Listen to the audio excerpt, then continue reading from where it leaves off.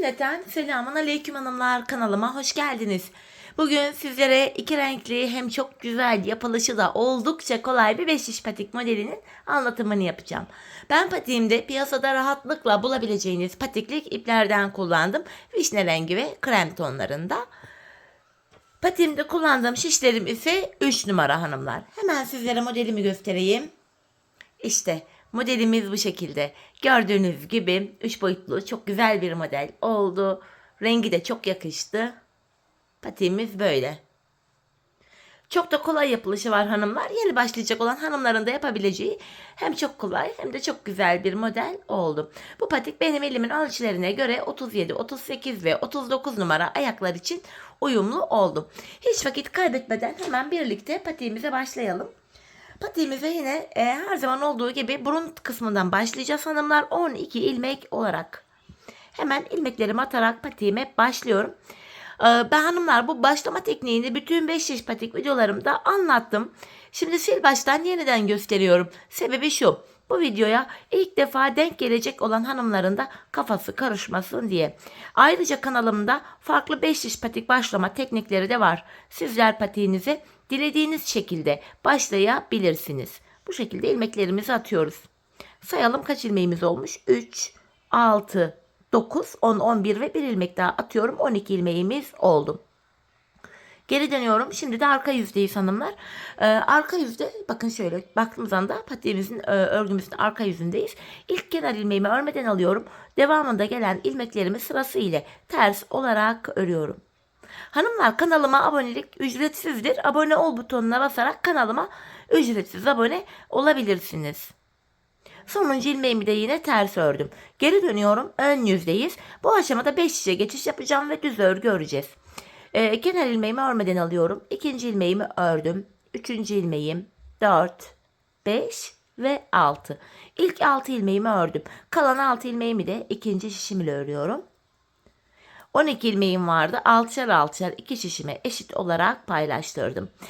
Tam da bu aşamada hanımlar hiç geri dönmeden ilk başladığımız yerlerden ilmekler çıkartarak devam edeceğiz. İlk ilmeğimi hemen şu kenardan çıkarıyorum. İlmeğin iki kanadına birden giriyorum. Bu şekilde ilmeğimi çıkarttım. Ardından ilmek çıkartabilmek için tığımdan yardım alacağım hanımlar. Tığ yardımı ile başlangıç yerlerine girerek ilmekler çıkartıp şişime takacağım. Bakın 2 ilmeğim oldu 3. şişimde. Sırasıyla bakın başlangıç yerine giriyorum. İlmeğin iki kanadına birden ilmek çıkartıp şişime takıyorum. 3 ilmeğimiz oldu. Şu 4, 5 ve bir ilmek daha çıkartıyorum. 6. Şimdi bir 6 ilmek daha çıkartacağım. Onu da 4. şişime takacağım. Şu 1. ilmeğim. 2. ilmeğim. 3, 4, 5 ve bir ilmek de şu kenardan çıkartıyorum. 6. Böylece 4 şişimizde de 6'şar tane ilmeğimiz oldu. 5. şişimi aldım ve örmeye başlayacağım. Hanımlar bir sıra boyunca 4 şişimizdeki 6 ilmeğimizi de düz olarak öreceğiz. 5 şiş patikte bir sıra dediğimiz olay şudur. 4 şişimizdeki ilmeklerimizi de örüp tamamlayınca bir sıra örmüş oluyoruz. İlk şişimdeki 6 ilmeğimi ördüm. İkinci şişime geldim.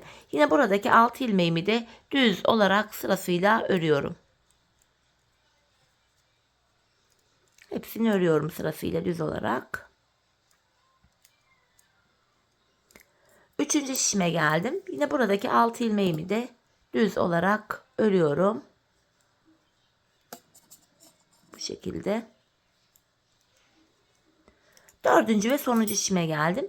Yine buradaki 6 ilmeğimi de örünce bir sırayı tamamlamış olacağım.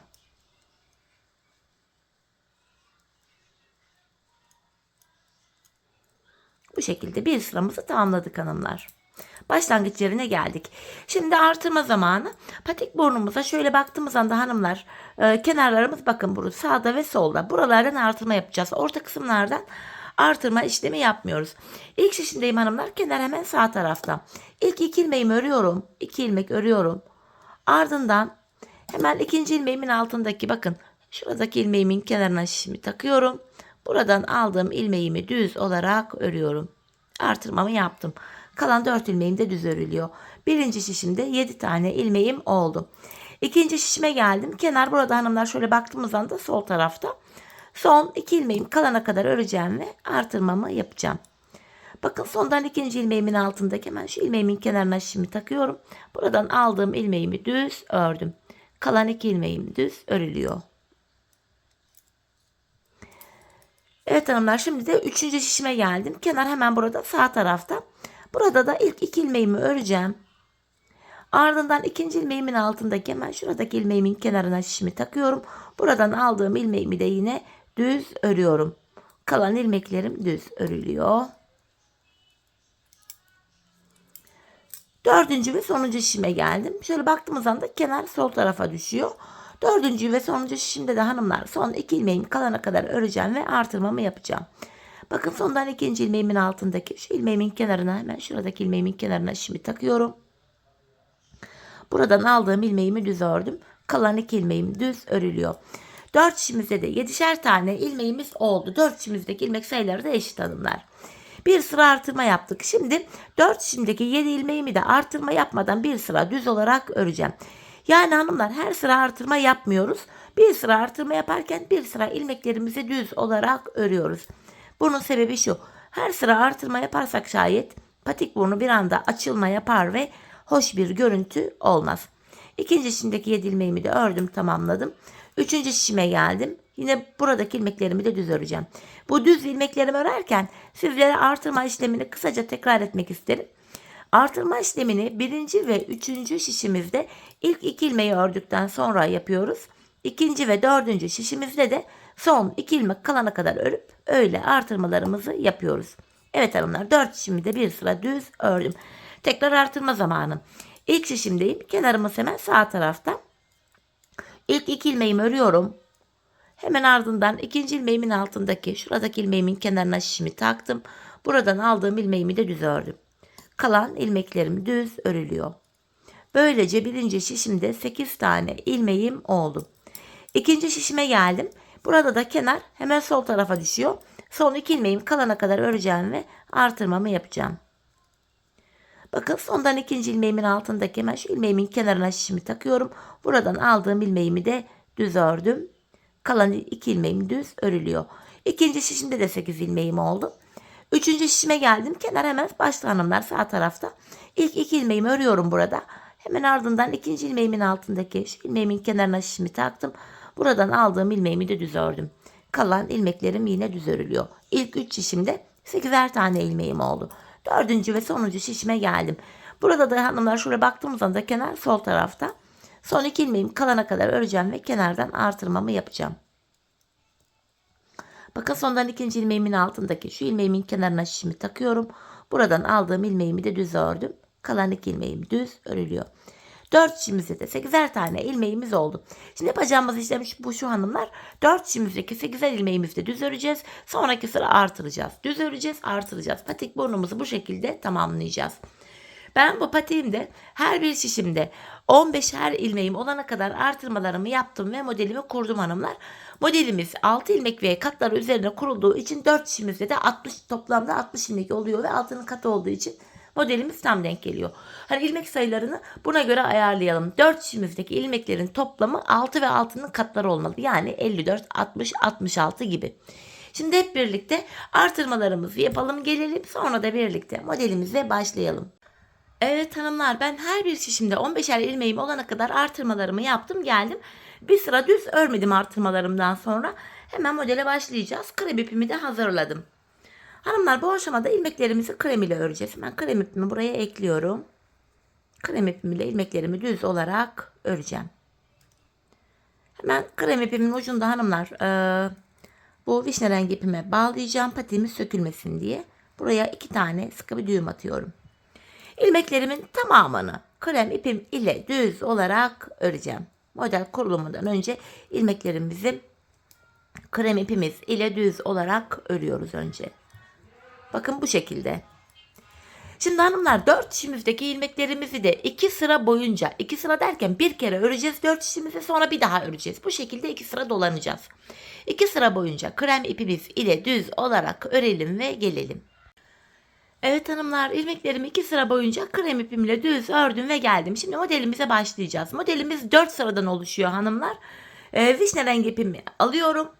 İlk 2 sırasında vişne ipimi kullanacağım.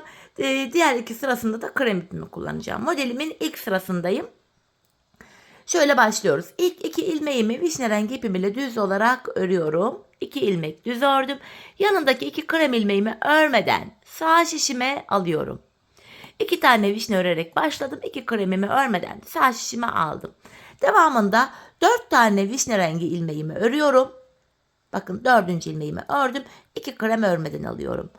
4 ilmek vişne öreceğim. 2 kremimi örmeden alacağım. İkinci şişime geçtim. İkinci kremimi de ikinci şişimden örmeden alıyorum. Tekrardan 4 ilmek vişne. 2 kremimi örmeden sağ şişime aldım.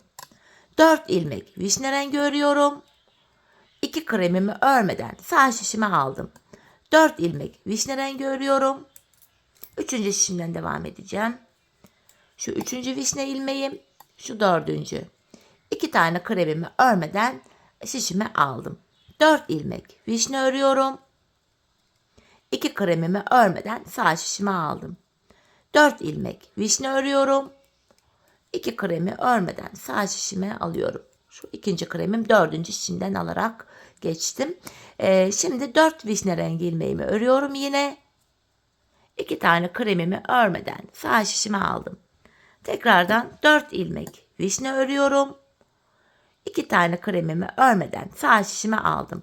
Son 2 ilmeğimi de vişne rengi ipim ile düz olarak örüyorum. Modelimde ilk sıramı böylece tamamladım. Şimdi modelimizde hanımlar 2. sıramızdayız. Yine vişne rengi ipimizle devam edeceğiz. Bu sıramda vişne olan ilmeklerimi ters öreceğim. Bakın ilmeğimi ipimi kendime doğru aldım. Vişne rengi olan ilmeklerimi ters örüyorum. Yine 2 tane kremimi örmeden sağ şişime alıyorum. Vişne rengi ilmeklerimi bu sıramda ters örüyorum. Ön yüze haroşa düşecek hanımlar bu şekilde. Bu şekilde bakın. Vişne ilmeklerimi ters ördüm. Krem ilmeklerimi örmeden sağ şişime alıyorum. Vişne rengi ilmeklerimi ters örüyorum. Krem ilmeklerimi yine örmeden sağ şişime alıyorum. Modelimizin 2. sırası bu. Tekrardan 4 vişne rengi ilmeğim var. Ters olarak örüyorum. Bakın ön yüze haroşa düşüyor. 2 tane krem ilmeğimi örmeden sağ şişime aldım. Yine vişne rengi ilmeklerimi ters örüyorum. Kremlerimi örmeden sağ şişime aldım. Modelimizin 2. sırası böyle devam ediyor. 3. şişime geldim. Burada da yine aynı işleme devam ediyorum. Vişne rengi ilmeklerimi ters örüyorum. Krem ilmeklerimi örmeden sağ şişime alıyorum. Vişne ilmeklerim ters örülüyor. Kremler örmeden alınıyor. 4 vişnemi ters ördüm. Kremimi örmeden aldım. 4. şişime geldim. Burada da yine bakın ilk ilmeğim krem. Örmeden sağ şişime aldım. 4 ilmek vişne rengi örüyorum. Kremlerimi sağ şişime aldım. 4 ilmek vişne rengi örüyorum. Kremlerimi sağ şişime aldım. Kalan 2 ilmeğimi de yine vişne rengi ters örüyorum. 2. sıramızı tamamladık. 2. sıramızdan sonra vişne ipimi bırakıyorum. Krem ipimi alıyorum hanımlar. Bu sıramızda modelimiz şekilleniyor. Öncelikle 2 tane krem ilmeğimiz vardı. Bunun sağındaki ve solundaki vişne rengi ilmeklerle krem ilmekleri yer değiştirerek öreceğiz. Öncelikle ilk ilmeğimi düz olarak örüyorum. İlk vişne ilmeğimi düz ördüm krem ile. Bakın burada bir vişne var. Hemen yanında da krem var. Bu krem ile vişne ilmeği yer değiştireceğim. Burada önemli olan krem ilmekler önden gelecek şekilde, vişneler de arkadan gelecek şekilde yer değişiyor. Sırasıyla önce krem, sonra da vişne rengi ilmeğimi düz örüyorum. Bakın burada ikinci krem ilmeğim var. Bunu da hemen solundaki vişne rengi ilmek ile yer değiştiriyorum. Bu şekilde. Yine vişne rengi krem ilmeğim önden gelecek şekilde, vişne rengi ilmek de arkadan gelecek şekilde yer değiştirdim. Sırasıyla önce krem, sonra da önce vişne rengi, sonra da krem ilmeğimi örüyorum. İlk modelimizi yaptık. Arada 2 tane vişne rengi ilmeğim, bunu düz örüyorum. İkinci modelde yine aynı şekilde yapıyoruz. Bu vişne ile krem ilmeği yer değiştiriyorum. Krem ilmek önden gelecek şekilde, vişne de arkadan gelecek şekilde yer değiştirdim ve sırasıyla önce krem, sonra da vişne rengi ilmeğimi örüyorum. Yeniden ikinci krem ilmeğim var. Bunu da solundaki vişne rengi ilmek ile yer değiştiriyorum ve sırasıyla yer değiştirdiğim ilmeklerimi örüyorum. İkinci modelimizde böylece yaptık. Arada 2 tane vişne ilmeğim var. Bunu düz ördüm.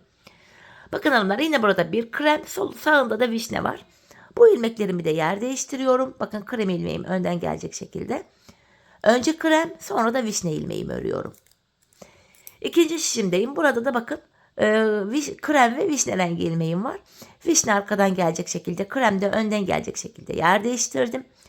Önce vişne ilmeğimi, sonra da krem ilmeğimi düz örüyorum. Aradaki 2 ilmeğimi krem ipim ile düz ördüm. Model kurulumunu hanımlar bu şekilde yapıyoruz. Aralardaki 2 krem ilmek ile hemen kremlerin sağındaki ve solundaki vişne rengi ilmeklerimizi yer değiştiriyoruz. Arada 2 tane bakın burada krem ilmeğimi örüyorum. Bir diğer modelimi yapıyorum. Bakın krem ilmeğim önden gelecek şekilde yer değiştirdim. Sonra sırasıyla 2 ilmeğimi örüyorum. Krem ilmek ile hemen solundaki vişne ilmeğimi yer değiştiriyorum. Şimdi de önce vişne, sonra da krem ilmeğimi örüyorum. Arada 2 kremimiz var. Şu bir, üçüncü şişimden devam ediyorum. Şu da ikinci ilmeğimiz.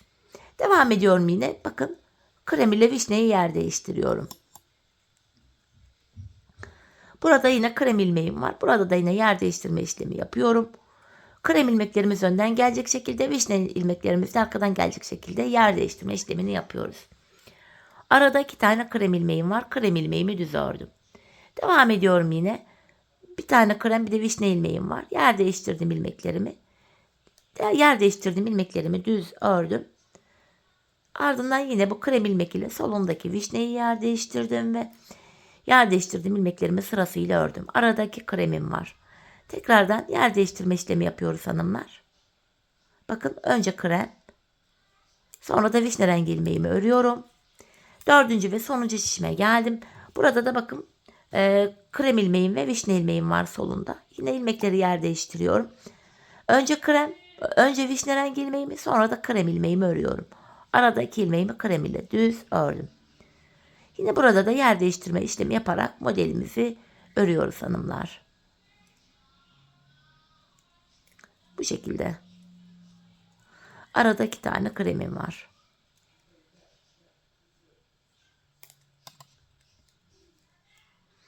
Yine krem ile vişne ilmeğimi yer değiştiriyorum. Önce vişne, sonra da krem ilmeğimi örüyorum. Kalan bir ilmeğimi de krem ipimle düz ördüm. Modelimizin 3. sırasını da hanımlar burada böylece tamamlamış olduk. Şimdi de geldik modelimizin 4. ve sonuncu sırasına. Bu sıramızda ilmeklerimizin tamamını krem ipimiz ile düz olarak örüyoruz hanımlar. İlmeklerimizin tamamını krem ile örüyoruz. Düz örgü uygulaması yapıyoruz. İkinci şişime geldim. Yine buradaki ilmeklerimi de düz olarak örüyorum.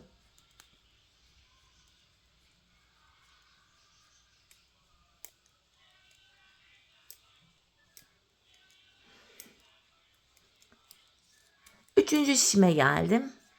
Yine buradaki ilmeklerimi de düz örüyorum. Bu şekilde ilmeklerimizi tamamen modelimizin 4. sırasında krem ipimiz ile düz örüyoruz.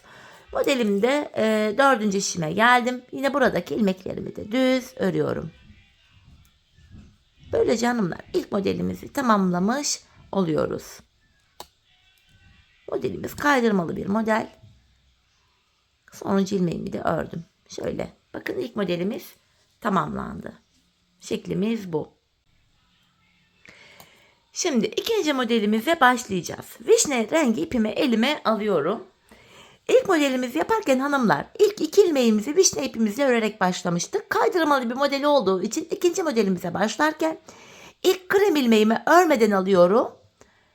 4 ilmek vişne öreceğim. 1, 2, 3, 4.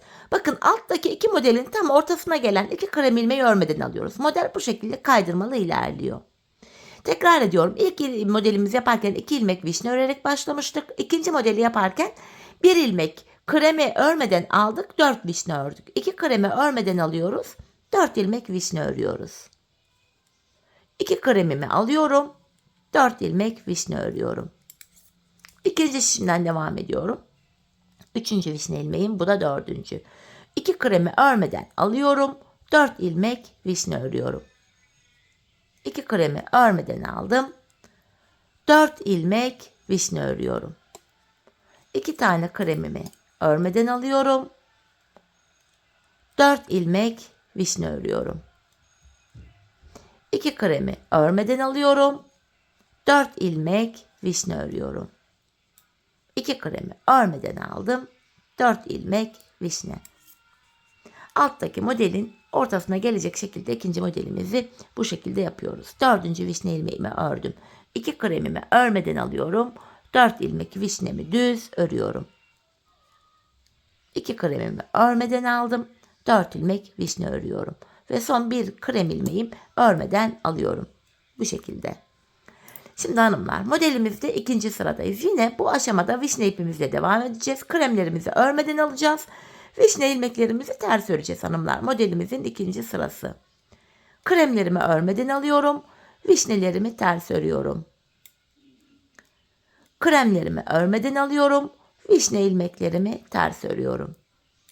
İkinci şişimden devam ediyorum. Yine vişne rengi ilmeklerimi ters örüyorum. Kremlerimi örmeden alıyorum. Vişne ilmeklerimi ters örüyorum. Kremlerimi örmeden alıyorum. Vişne rengi ilmeklerimi ters örüyorum. Tekrar kremlerimi örmeden alıyorum. Üçüncü şişimdeyim. Vişne rengi ilmeklerimi ters örüyorum. Ön yüze ters örgü olarak düşüyor. Kremleri örmeden alıyorum. Vişne ilmekleri ters olarak örüyorum. 4 şişimizde de aynı işlemi tekrar ediyoruz. 4. şişime geldim. Yine buradaki ilk 2 ilmeğim vişne rengi. Bunları ters örüyorum. 2 krem ilmeğimi örmeden alıyorum. Vişnelerimi ters örüyorum. Kremlerimi örmeden sağ şişime alıyorum. Bakın son krem ilmeğim kaldı. Bunu da örmeden sağ şişime aldım. Modelimizde ikinci sıramızı tamamladık. Şimdi krem ipime geçiş yapıyorum. Modelimizde hanımlar şimdi de üçüncü sıramızdayız. Bakın buradaki ilk ilmeğim krem, hemen yanında vişne var. Yine yer değiştirme işlemi yapacağız. Bakın krem önden gelecek şekilde, vişne arkadan gelecek şekilde ilmeğimi yer değiştirdim. Bu modelin diğer yarısı da bakın 4. şişimde olacak. Krem ilmeğim 4. şişimde çünkü. Bu ilmeklerimi sırasıyla vişne, sonra da krem olmak üzere örüyorum düz olarak. İkisini de sırasıyla düz ördüm. Aradaki vişne ilmeğimi yine düz örüyorum. Yine devam edeceğim hanımlar yer değiştirme işlemine. Bakın krem ilmeğim ile sağındaki vişne ilmeği yer değiştiriyorum. Önce krem, sonra da vişne ilmeğimi düz örüyorum. Bu hemen diğer ikinci krem ilmeğimi de solundaki vişne ilmek ile yer değiştiriyorum ve yer değiştirdiğim ilmeklerimi sırasıyla örüyorum. Aradaki ilmek düz örüyoruz. Yer değiştirme işlemi yaparak 3. sıramızda ilmeklerimizi örüyoruz hanımlar. Önemli olan krem ilmekler önden gelecek şekilde yer değişecek. Vişne ilmekler de arkadan gelecek şekilde. Buradaki ilk ilmeğimi de ikinci şişimdeyim. Krem ile ördüm. Tekrar yer değiştirme işlemi yapıyorum burada.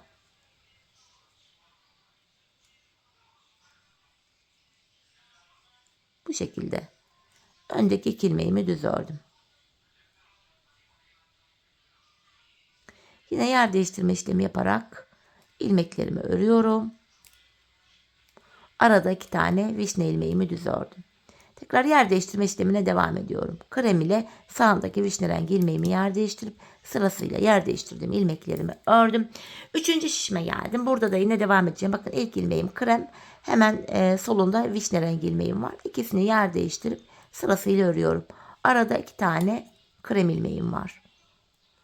Bu şekilde hanımlar yapacağımız işlem bu. İkinci modelimizin 3. sırasında yapacağımız işlem bu. Arada 2 ilmeğimi örüyorum. Yeniden yer değiştirme işlemi yaparak model kurulumunu gerçekleştiriyorum. Modelimiz 3. sırada şekilleniyor. Aradaki kremim var. 1. 4. şişimden devam ediyorum. Şurada 2. krem ilmeğim. Yine krem önden, vişne de arkadan gelecek şekilde yer değiştirdim. İlmeklerimi sırasıyla düz ördüm. Aradaki ilmeğimi düz örüyorum.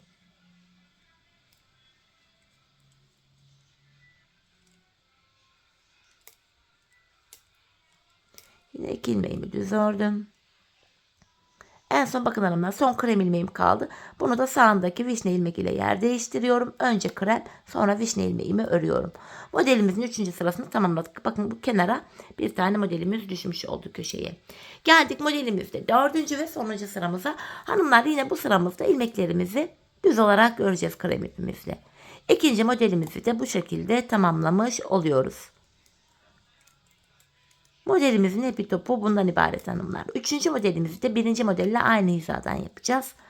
4. modeli 2. modelle aynı hizada. Yani 1. 3. 5. 7. 9. modeller aynı hizada. 2, 4, 6, 8. modeller aynı hizada. Aynı sayılarla yapılacak, sırasıyla kaydırmalı olarak modelimizi yapacağız. 3. şişime geldim. Yine buradaki ilmeklerimi de krem ipim ile düz olarak örüyorum. Kabartmalı bir model oldu. Çok güzel, çok şık durdu. Her renge çok yakışacaktır. Bu şekilde 4. şişime geldim. Yine buradaki ilmeklerimi de düz olarak örüyorum.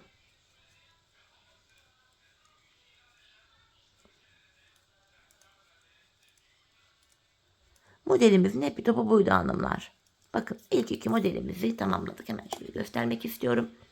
Bu şekilde. Gördüğünüz gibi modelimiz kendini göstermeye başladı şimdiden. Şimdi 3. modelimizi yapacağız. Hanımlar modelimiz dediğim gibi kaydırmalı bir model. Bakın 1. model, 3. model, 5. model, 7. model, 9. tek sayılarla giden modeller aynı hizadan kuruluyor. Hemen 2. modelimizi gösterelim. Bakın 2, 4, 6, 8. Bu 2 ve katları üzerinden yapılan modeller de aynı hizadan yapılıyor. Şimdi 1 ile 3. modelimiz aynı olduğuna göre ilk modelimizi yaparken ne yaptıysak şimdi aynısını yapacağız. 1. modelimizi yaparken hanımlar ilk 2 ilmeğimizi vişne ipimizle örmüştük. 2 ilmek örerek başlamıştık. 2 tane kremi örmeden almıştık. Devamında 4 vişne 2 krem olacak şekilde ilmeklerimizi örmüştük. Bakın 2 kremi alıyoruz. 4 vişneyi örüyoruz. Model bu şekilde devam edecek hanımlar. 3. modelimizde 4 sırada tamamladıktan sonra 4. modelimize geçeceğiz. 4. modeli de 2. modeliyle aynı şekilde yapacağız. Yani ilk krem ilmeği örmeden alacağız. 4 vişne öreceğiz. Ardından 2 krem 4 vişne diye devam edecek. Modelin bu aşamasında kafanız karışacak olursa sırasıyla hanımlar modeli sırasına geldiğiniz anda 1. ve 3. model 1. ve 2. modelin sıralamalarını takip ederek diğer modelleri de kolayca rahatça yapabilirsiniz. Hanımlar ben bu patiğime toplamda 9 adet model kurulumu yaptım. Bakın 1, 2, 3, 4, 5, 6, 7, 8, 9. Bu sayı sizin elinizin ölçülerine göre değişiklik gösterebilir. Belki sizin ölçülerinize göre 10 sıra yapacaksınız. Belki 8 sıra yapacaksınız. Hani bu aşamada ayağınıza ölçerek yapmanızda fayda var hanımlar. Şimdi hep birlikte patiğimizin ön bölümündeki modelimizi tamamlayalım, gelelim ölçülerimize göre. Ardından da birlikte bilek ayrımını yapalım. Evet hanımlar, patiğimin ön bölümünü tamamladım ve geldim. Bu şekilde 9 tane modelimi kurdum gördüğünüz gibi. Şimdi ana renk ipim olan vişne rengime geçiyorum. İlmeklerimin tamamını hanımlar bu aşamada artık vişne ipimle örüyorum düz olarak. Hanımlar krem ipimizi artık kesip bağlayabiliriz. Çünkü krem ile işimiz kalmadı. Modelin devamında ana renk ipimiz ile öreceğiz patiğimizi. Dileyen arkaya da model kurabilir ama ben arkaya sade yapmak istedim. Bakın bu şekilde. Şimdi hanımlar 2 sıra boyunca 4 çimizdeki ilmeklerimizi de vişne ipimiz ile düz olarak örelim gelelim. Evet hanımlar 2 sıra ilmeklerimi düz ördüm ve geldim. Şimdi bilek ayrımımızı yapacağız hanımlar. Bu aşamada ilk şişimdeyim. İlmeklerimi düz olarak öreceğim. Son bir ilmeğim kalana kadar. Yani şişimizde 15 ilmeğimiz vardı. İlk 14 ilmeğimi öreceğim hanımlar. Düz olarak ilmeklerimi öreceğim. Bakın burada bir ilmeğim kaldı. İlk şişimdeki sonuncu ilmeğim ile ikinci şişimdeki ilk ilmeğimi alıyorum. Bu iki ilmeği bakın bu şekilde yer değiştiriyorum. Yer değiştirdiğim ilk ilmeğimi ördüm. Hanımlar bilek ayrımında yani burada ilmekleri yer değiştirme sebebimiz şu. Bilek ayrımı daha sıkı ve sağlam oluyor. Şimdi patiğimizin bu kenarlarına geçtik hanımlar. Bu yan bölümlerine geçmiş bulunuyoruz. Patiğimin bu kenarlarına ben 7'şer ilmek haroşa ördüm. Örgümüzün hem ön hem arka yüzünde düz örgü örünce haroşa oluyor. Hem ön hem de arka yüzde ters örgü örünce de haroşa oluyor. Ben her iki tarafta da düz örgü örerek haroşalarımı elde ediyorum.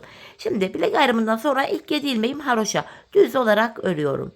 Şu 3. ilmeğim 4, 5, 6, 7. 7 haroşamı düz olarak ördüm. Diğer ilmekleri de hanımlar ön yüzde olduğumuz için yine düz örmeye devam ediyorum. Patiğimizin arka bölümüne artık geçmiş bulunmaktayız. Arka bölümde ön yüzde düz örgü, arka yüzde de ters örgü uygulaması yapacağız. Artık bilek ayrımından sonra hanımlar bilek ayrımına kadar ilmekleri öreceğiz. Geri döneceğiz. Arka yüzde ilmekleri yine öreceğiz. Arka yüzde ters öreceğiz hanımlar. Sadece kenarlardaki 7'şer ilmek haroşalarımızı haroşa olarak örmemiz gerekiyor. Bir diğer şişime geçtim.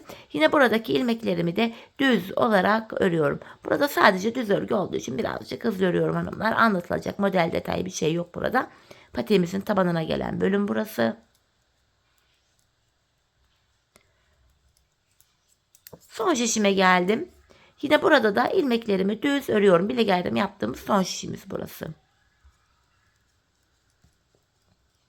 Bakın şişimde son 7 ilmeğim kaldı bilek bölümünde. Buralarda haroşa olduğu için yine buradaki 7 ilmeğimi de düz olarak örüyorum. Bilek ayrımına böylece geldik hanımlar. Bakın bilek ayrımı burası. Şimdi geri dönüyorum.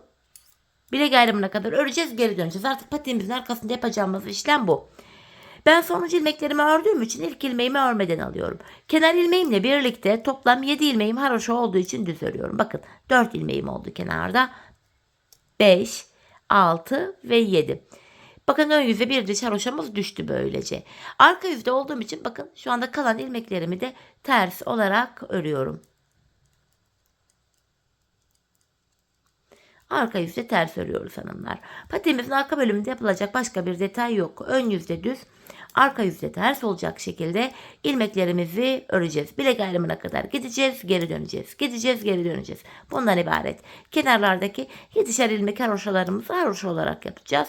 Dediğim gibi ben haroşalarımı örgümün hem ön hem arka yüzünde düz örgü örerek elde ediyorum. Sizler örgünüzün her iki tarafında ters örgü örerek haroşalarınızı elde edebilirsiniz hanımlar. Bir diğer şişime geçtim tabanımdaki. Yine buradaki 15 ilmeğimi de arka yüzde olduğum için ters örüyorum.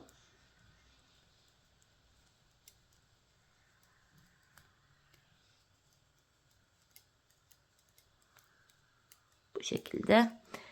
Ve bilek ayrımı yaptığımız bu son şişimize geldik. Yine buradaki ilmeklerimi de ters öreceğim hanımlar. Sadece kenardaki bilek bölümündeki kenardaki son 7 ilmeğim haroşa olduğu için son 7 ilmeğimi düz öreceğim. Bakın son 7 ilmeğim kaldı şişimde. Haroşa buralar. Buraları da düz olarak örüyorum. Bakın bilek ayrımına geldik. Bilek ayrımından sonra geri döneceğiz. Yapacağımız işlem bu. Patiğimizin arkası böyle ilerleyecek. Yeniden bakın hanımlar ön yüzdeyiz. Daha bir önceki sırada yaptığımız işlemin aynısını tekrarlıyoruz. Haroşalarımı yine düz örüyorum. Ön yüzde olduğum için yine diğer ilmeklerimi diğer bilek ayrımına kadar düz öreceğim. Arka yüzde de ters öreceğim. Patiğimizin arkası bu şekilde örülecek, böyle devam edecek. Baktığımızda hanımlar bu kenarlarımızda birer diş birer sıra haroşamız oldu. Ben bu patiğimde arka bölümde 15 diş 15 sıra haroşa olana kadar patiğimin arka bölümünü ördüm hanımlar. Benim elimin ölçülerine göre bu tam oldu. Sizler bu aşamada patiğinizi örerken ayağınıza giyin, deneyin. Patiğinizin arkasında topuğunuzun kenarına gelene kadar örmeniz gerekiyor hanımlar. Bir de tek renk ve düz örgü olduğu için hani bir esneterek ölçmenizde fayda var. Çünkü şiş işi patiklerin böyle esneme özelliği de var gördüğünüz gibi. Böyle esneterek ayağınıza ölçün. Ölçü alarak patiğinizin arkasını tamamlayın. Bu şekilde yaparsanız ayağınıza patiğiniz tam olur. Büyük ya da küçük olmaz. Şimdi hep birlikte patiğimizin arkasını ölçülerimize göre örelim. Gelelim sonra da birlikte patiğimizin topuğunu keselim. Evet hanımlar, patiğimin arkasını tamamladım ve geldim. 15 sıra haroşamı ördüm. Bu bölümde bilek ayrımından sonra hanımlar bakın bu bölüm burası genişlediği için ilmeklerin hepsi bakın dümdüz duruyor. Tek şişte toplanacak duruma geldim.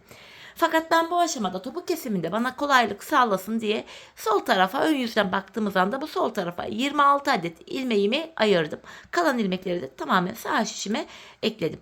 Şimdi birlikte topuğumuzu keseceğiz. Topuk kesiminde kenardaki 7 haroşa ilmeğimizi yine haroşa olarak örüyoruz. Model bütünlüğü sağlansın diye. Öncelikle 7 ilmek haroşamı ördüm. Ardından ön yüzdeyim. İlmeklerimi düz olarak ve sayarak örmeye devam edeceğim. 7 haroşamı örmüştüm. 8, 9, 10, 11, 12, 13, 14, 15, 16, 17, 18, 19, 20, 21, 22, 23, 24, 25. İlk 25 ilmeğimi ördüm. 26. ilmeğimi örerken öndeki 2 ilmeğimi alıyorum. İkisini birlikte keserek örüyorum. Hanımlar zaten bu sol tarafa da 26 ilmek ayırmıştık. Burada da 26. ilmeğimizi örerken kesim yaptık. Topuğumuz için orta kısma baktığımız anda burada da 7 ilmeğimiz kaldı. Bu 7 ilmeğimiz her seferinde birer birer kesilecek, bitecek ve böylece patiğimizin topuğu oluşacak. Şimdi yapacağımız işlem şu. Kesim yaptıktan sonra geri dönüyoruz.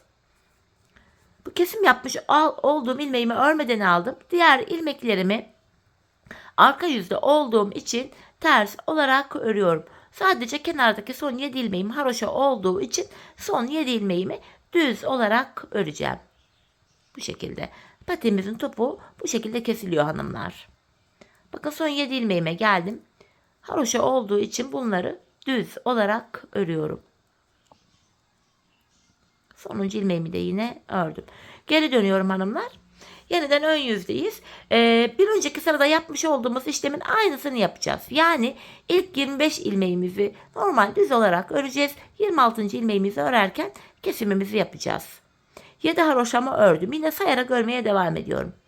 8, 9, 10, 11, 12, 13, 14, 15, 16, 17, 18, 19, 20, 21, 22, 23, 24, 25 ilmeğimi ördüm. 26. ilmeğimi örerken öndeki ikisini alıyorum. Birlikte keserek örüyorum. İkinci kesimimizi yaptık. Bir önceki sırada bu arada 7 ilmeğimiz vardı. Şimdi baktığımız anda 6 ilmek kaldı. Yani 1 ilmek eksildi. Yapacağımız işlem şu. Yine kesim yaptık. Kesimden sonra tekrar geri döneceğiz. Arka yüzde ilmekleri öreceğiz. Ön yüzde tekrar 25 ilmek öreceğiz. 26.'yı örerken kesim yapacağız. Biz bu kesme işlemine aradaki 6 ilmeğimizi birer birer eksilip bitene kadar devam edeceğiz. Şimdi hep birlikte patiğimizin topuğunu buradaki son 6 ilmeğimiz bitene kadar sizlere tarif ettiğim gibi keselim ve gelelim. Evet hanımlar, patiğimin topuğunu sizlere tarif ettiğim gibi bu şekilde kestim ve geldim. İlk başta sol tarafa 26 ilmek ayırmıştık. Kesimlerden sonra sağ şişimde de 26 adet ilmeğim kaldı. Yani her iki şişimizdeki ilmek sayıları da birbirine eşit. Bu aşamada patiğimin düz tarafı içeride, ters tarafı da dışarıda olacak şekilde böyle ikiye katlıyorum. Tığımı elime aldım. Ben tığ ile kolay kesim yapabiliyorum çünkü. İlk kesimim şöyle. Benden taraftaki şişten bir ilmek, ikinci şişten de bir ilmek alıyorum. İkisini birlikte keserek örüyorum. Diğer kesimlerimi de şöyle yapacağım. Benden taraftaki şişten bir ilmek, ikinci şişten de bir ilmek alıyorum. İkinci şişten aldığım ilmeği ilk şişten aldığım ilmeğin içinden geçiriyorum. Tığımdaki ilmekleri topluyorum. Benden taraftaki şişten bir ilmek, ikinci şişten de bir ilmek aldım. İkinci şişten aldığım ilmeği ilk şişten aldığım ilmeğin içinden geçiriyorum. Tığımdaki ilmekleri topluyorum. Karşılıklı olarak şişlerimizden birer tane ilmek alıyoruz ve ikinci şişten aldığımız ilmeği ilk şişten aldığımız ilmeğin içinden geçiriyoruz. Tığımızdaki ilmeklerimizi topluyoruz hanımlar. Kesme işlemini bu şekilde gerçekleştiriyoruz. Tek taraflı bir kesim oluyor bu. Her iki patiğimizin topuğu da aynı yöne kesilmiş oluyor böylece. Gizli kesim olduğu için belli bile olmuyor ayağımızın arkasında. Bu şekilde. Kalan ilmekleri de aynı şekilde keselim gelelim. Evet hanımlar, ilmeklerimi kestim. Bakın son ikişer ilmeğim kaldı şişlerimde. Yine buradaki ilmeklerimi de alıyorum. Sırasıyla ikinci ilmeği ilk ilmeğin içinden geçiriyorum. Tığımdaki ilmekleri topluyorum. Son birer ilmeğim kaldı. Burada da yine aynı şekilde aynı işlemi yapacağım. İkinci ilmeğimi ilk ilmeğimin içinden geçiriyorum. Artık şişlerim boşa çıktı. Tığımda 2 ilmeğim var. İkisini birlikte keserek örüyorum. Buraya bir tane sıkı bir zincir çekip ipimi artık kesiyorum. Patiğimiz bitti hanımlar. Hemen ipimizin ucunu gizleyeyim. Topuğumuza bakalım birlikte. Patiğimizin ana renk ipi vişne rengiydi hanımlar. İpimiz yetiyordu, artıyor bile. Ben bir tam ipten başlamıştım. Şimdi kalan ipimi de sizlerle paylaşacağım, göstereceğim. Krem ipimiz zaten çok az gidiyor. Gördüğünüz üzere sadece ön yüzde modelinde yaptık. Burun kısmında bu şekilde. Hemen şöyle size topuğumuzu gösteriyorum. Patiğimiz böyle hanımlar. Görüntü itibariyle patiğimiz bu. 3 boyutlu görüntülü gayet güzel bir patik oldu. Hemen işte şu ipimi de şöyle bir sarayım. İşte bir ipten bu kadar da ipimiz kaldı hanımlar. Gördüğünüz gibi ipimiz yetiyor da artıyor bile. Hemen patiğimi bir de manken ayağıma giydireyim. Bir de öyle bakalım. Ayaktaki halini de görelim birlikte. Sonra bir kapanışı yapalım. Evet, patiğimiz hanımlar işte bu şekilde. Ayaktaki duruşu, görüntüsü, patiğimizin arkası. Hemen esnekliğini de şöyle göstermek istiyorum. Bakın ayağı gayet rahat oluyor. Hoş, güzel bir model oldu. Evet hanımlar, yine birlikte güzel bir modelin daha sonuna geldik. Umarım sizlere faydalı, hoş bir video olmuştur. Yeni modellerde, yeni videolarda buluşmak dileğiyle. Şimdilik hoşça kalın, sağlıcakla kalın.